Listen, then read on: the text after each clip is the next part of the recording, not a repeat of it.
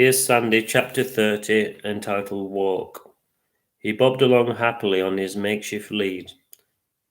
They weren't sure where to go, so they wound round the estate, just chatting and killing time. Most of the gardens were clean and tidy, but they came across one where the grass was overgrown and motorbikes and spare parts littered the lawn.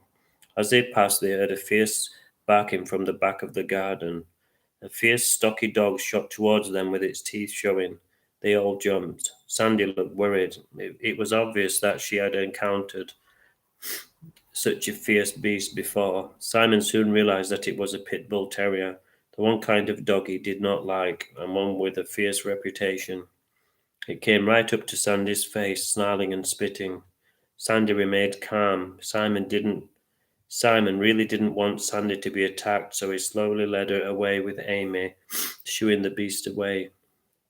Thankfully, as they walked 100 yards down the street, the mad dog found a pigeon to chase, and it forgot about them and set off towards its new prey. That was close, said Simon, relieved. Yes, we'll have to be more careful next time, Amy said. Finally, they made their way out of the estate and came to a park they had never seen before. It looked like it had been an old mine that had been converted. There were benches everywhere and a plaque displaying details of a mining accident and the history of the area.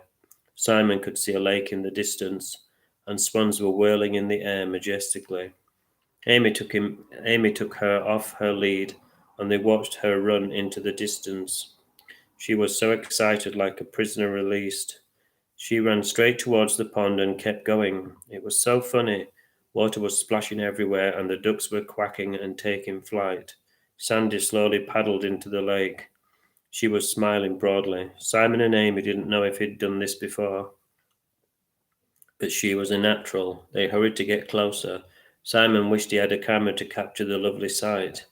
Amy was laughing, and Simon was moved by the loveliness of it all. They watched Sandy paddling about and chasing ducks until it was time to go home. Simon waded into the cool pond to persuade her to come out because she was enjoying it so much. The ducks seemed to enjoy being chased, and they soon realized that Sandy had no intention of hurting them.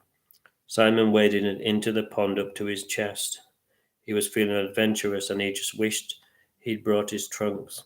As soon as Sandy stepped out of the pond, she shook herself wildly and sent a spray of water over Simon and Amy. They laughed loudly and didn't mind getting wet at all.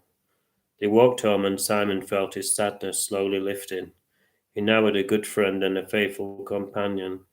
He knew he was going to survive and maybe even prosper. They walked back through the streets, carefully avoiding the rabid dog they had encountered earlier.